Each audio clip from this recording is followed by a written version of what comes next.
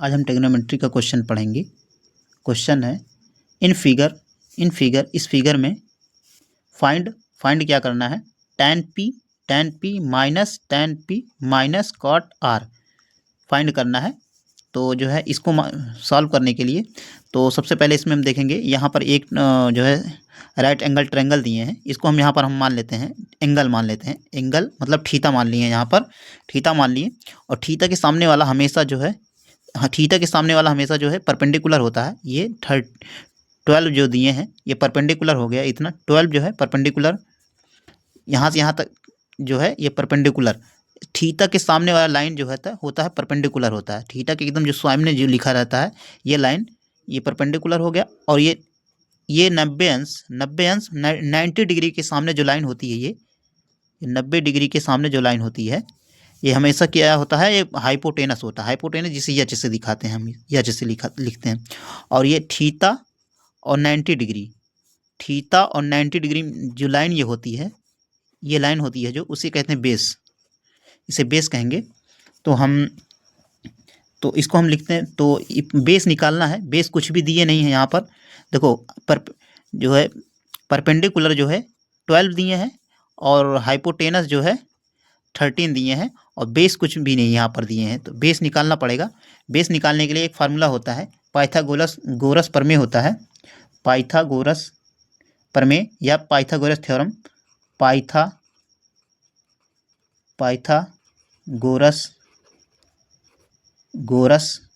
Theorem, Pythagoras theorem.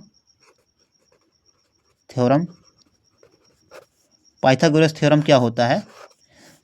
Pythagoras theorem ये होता है हाइपोटेनस का स्क्वायर करके बेस और परपेंडिकुलर का स्क्वायर करके जोड़ देते हैं। देखो हाइपोटेनस लिखेंगे, इसका स्क्वायर कर देंगे, हाइपोटेनस का स्क्वायर बराबर परपेंडिकुलर का स्क्वायर प्लस बेस का स्क्वायर, ये दोनों को स्क्वायर करके जोड़ देते हैं।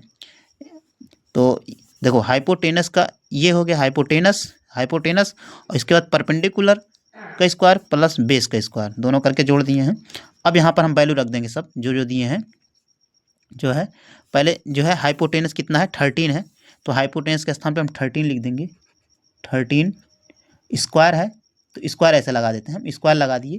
फिर इसके बाद बराबर ऐसे लिख देंगे। परपेंडिकुलर 12 दिए हैं, 12 ऐसे लिख देंगे। 12 का स्क्वायर लिख देंगे, 12 का स्क्वायर प्लस इसके बाद प्लस दिए हैं, प्लस लिख देंगे। बेस कुछ भी नहीं दिए हैं, बेस ऐसे लिख देंगे, ऐसे ही रहने देंगे बेस, ये हो गया।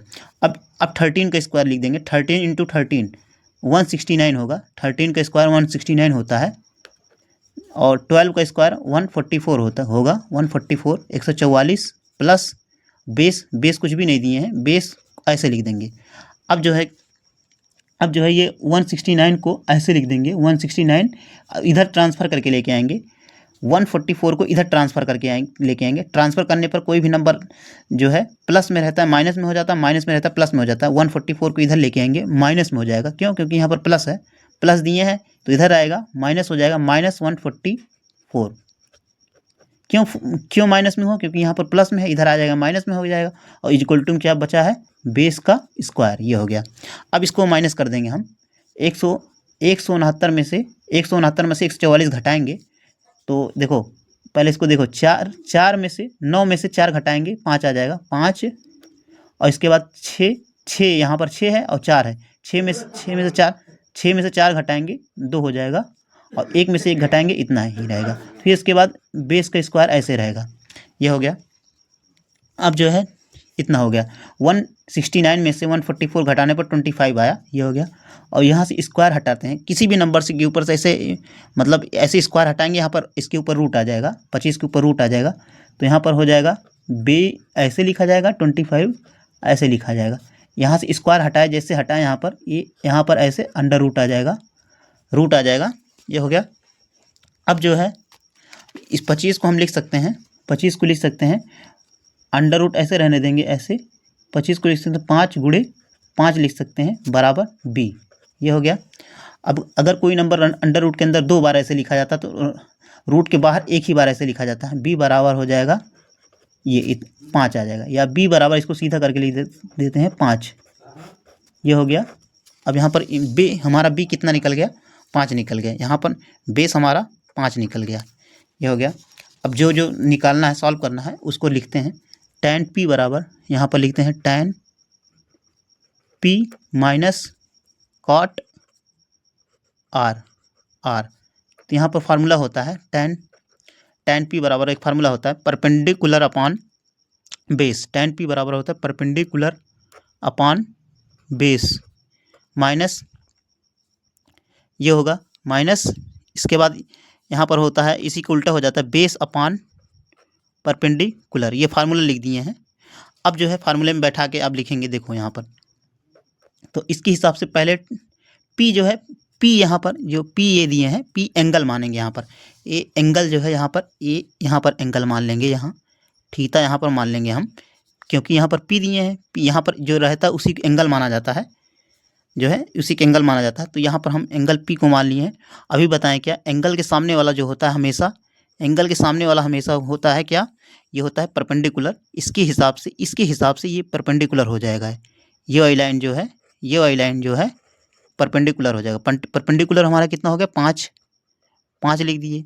अब अपॉन में हो जाएगा, अपॉन बेस। बेस हमारा क्या है, बेस देखो, ये एंगल और 90 अंश के बीच में ये जो लाइन होती है वो हमारा बेस हो जाता है। अब इसके हिसाब से, अब देखो इस एंगल के हिसाब से ये वाली लाइन हम बेस हो जाए। बेस कितना है, 12, यहाँ पर लिखेंगे 12। इसके बाद माइनस देखो, हाँ यहाँ पर 12 लिख दिए। देखो बेस कितना है, यहाँ से यहाँ तक कितना है, 12 है, 12 लिख दिए। ठीक, ये हो गया। इसके बाद माइनस से माइनस दिए। अब यहाँ पर कॉट r, अब यहाँ पर एंगल मानेंगे हम, इसको यहाँ पर मानेंगे एंगल। बेस जो है यही रहेगा इसके हिसाब से। तो ये बेस जो है 5 रहेगा, तो यहाँ पर बेस के स्थान पे 5 लिख देंगे। 5 माइनस P जो है परपेंडिकुलर, तो ये यही रहेगा, ये परपेंडिकुलर। थीटा के सामने वाला हमेशा परपेंडिकुलर रहता है। परपेंडिकुलर हमारा हो जाएगा कितना, हो जाएगा 12। अब देखो यहाँ से एलसीएम लिया जाएगा। कोई नंबर ऐसे अगर 2 बार ऐसे सेम रहता है तो ऐसे लिखा जाता है। एक बार ऐसे 12 उतारेंगे, क्योंकि 2 बार रहता है तो एक बार उतार, और ऊपर वाला नंबर ऐसे उतार दिया जाता है। 5 माइनस 5, एलसीएम में यही किया जाता है। अगर नंबर सेम रहता है कभी भी इस तरह, एलसीएम में एक बार उतारा जाता है, ऊपर वाला जो नंबर रहता है उसको उतार देते हैं। अब इसके बाद 5 में से 5 गया 0, और बटे में, पूरे बटे में 12, ये हो गया। अगर कभी भी 0 से कोई नंबर से भाग दिया जाए 0, तो वो 0 हो जाता है, ये 0। तो अब ये इसमें क्यों 0 हो, क्योंकि यहाँ से 0 में 12 से भाग देंगे, 0 ये भी हो जाएगा। तो 0 इसका आंसर हो जाएगा, यही आंसर हो जाएगा। ये हो गया।